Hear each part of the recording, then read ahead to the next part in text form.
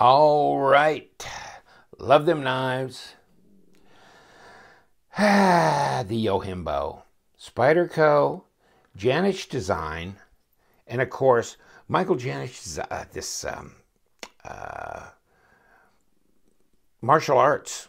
Well, and, I guess under Applegate, Colonel Rex Applegate, some shooting training and does like this, I don't know, point and shoot training, also all kinds of different martial arts things, work for the federal government, military, all that kind of stuff. So what an incredible career this guy has. It's incredible. And this is his design for Spyderco. It's interesting, isn't it? This is a wicked, of course.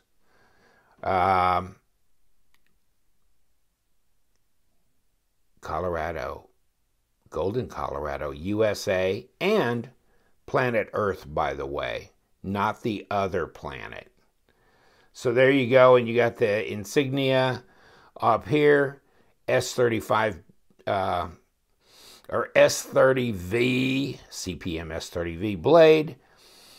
I don't know, I mean, the Yojimbo, I've seen it over and over again. Having it in my hand is different than just seeing it. I thought, maybe a little light, maybe not that beefy or substantial or whatever. But you know what? This is a lot more beefy and substantial in hand than you might imagine. Of course, they're not ultra cheap, but they're not terrible expensive.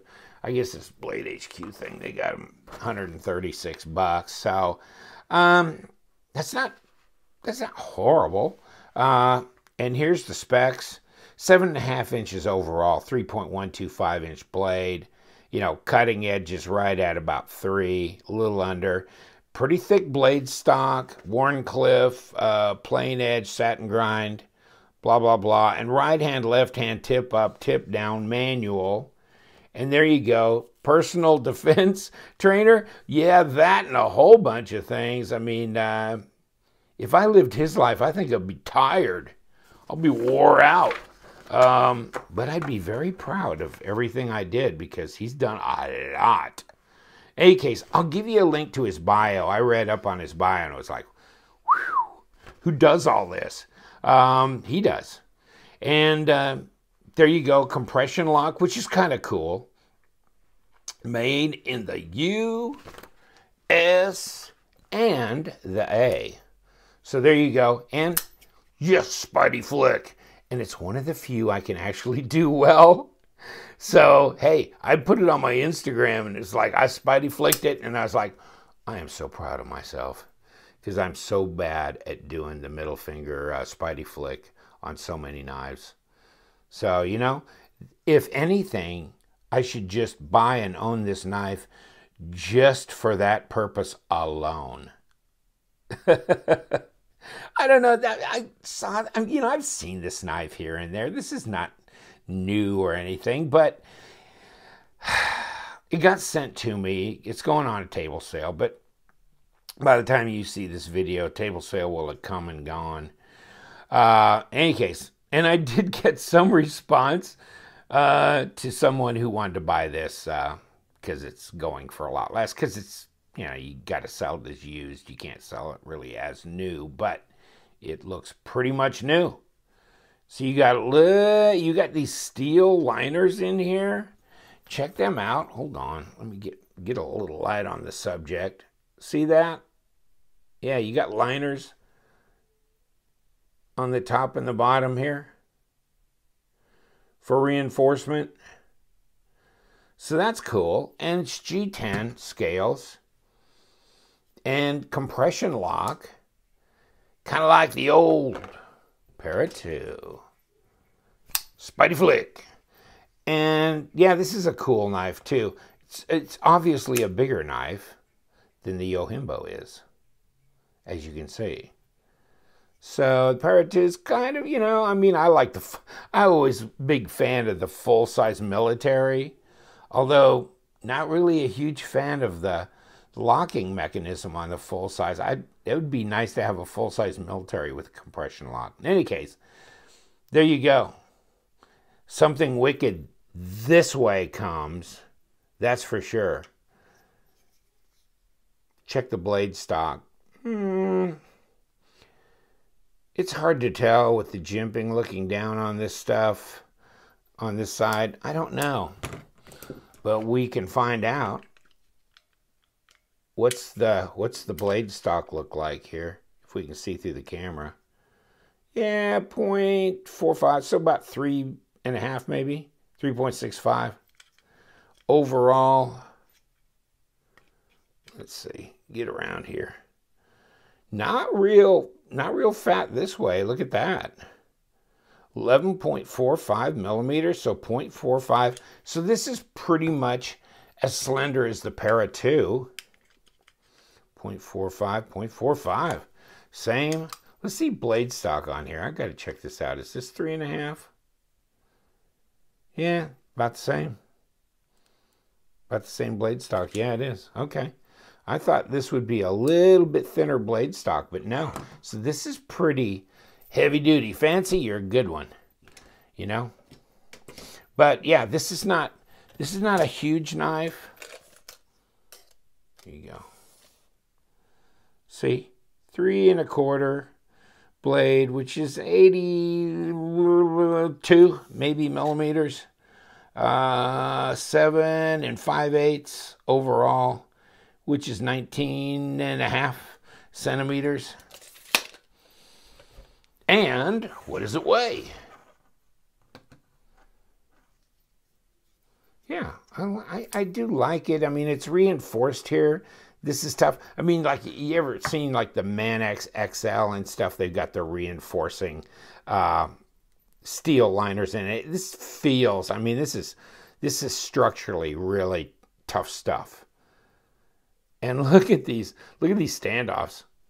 Man, that is some thick as a brick, isn't it? I mean, everything in here looks pretty overbuilt. But you can see you go tip up, tip down, right hand or left hand. So this is set up for tip up. Now, I don't know if that's the way it came or if it got swapped. 4 ounces, 4.1, 116 grams. So that's not bad. It's not bad.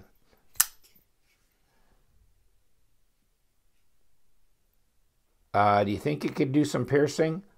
Yes. Slicing? Yes. Can it cut anything? Don't know. Haven't tried. Oh, okay. Let's start it out. Yeah, I don't think this has been a user necessarily. So, I think it's pretty much been admired and living in its box most of the time. So you got these little machined areas out here for your finger choil. You've got a little bit of jimping up here. Nothing up here. And can you go forward here? You can. It's not really a choil, which is unfortunate. That would have been nice if there was a choil in here for sharpening purposes. But yeah, you can go like this. Reverse grip's comfortable. And yeah, the ergos are comfortable. This, of course, wanes back to a kind of a tail here. But yeah, I mean, kind of your hand goes from, larger to smaller down these fingers too. So yeah, that works. It's fairly tall. It's a pretty tall blade. But no, it's fairly slender. It'd be right in your pocket and not too difficult at all. Very good EDC blade. Fairly light. Compression lock's nice. There's nothing wrong with this knife. It just kind of looks a little funny here, doesn't it? Like, there really does need to be a choil here. I mean, just that this base comes out here and drops to that, it's... Now, there's guys that will go ahead and create a choil on their knives, so who knows? Maybe somebody has done that. I wouldn't be surprised. But, I mean, the lefties are not excluded from this, although, you know, the compression lock is really set up for right hand. You know, I know the Spyderco Para, too, you know, they switch this compression lock the other side, so they make it for right and left hand people, and I don't think they've done it on these models. But in any case, oh, here's your model number and everything if you want to see that. But yeah,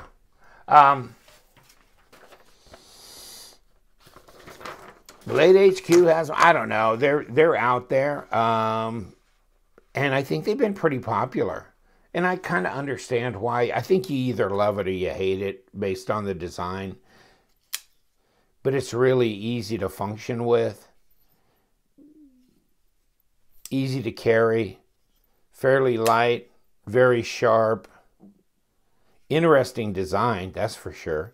I mean, at least Spyderco has the, you know, the creativity and I guess the chutzpah to put out a lot of different designs, you know, especially like all their ethnic series knives. That was kind of interesting.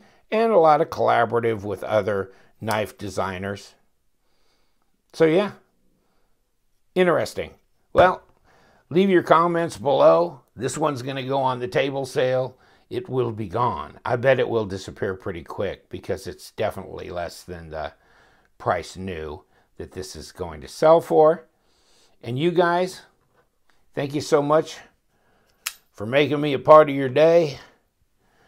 Because you know what we do around here. What do we do, Flanny? Whoosh, flies in. We love them knives. Right, buddy? Ah, yes, me boy. So stay sharp.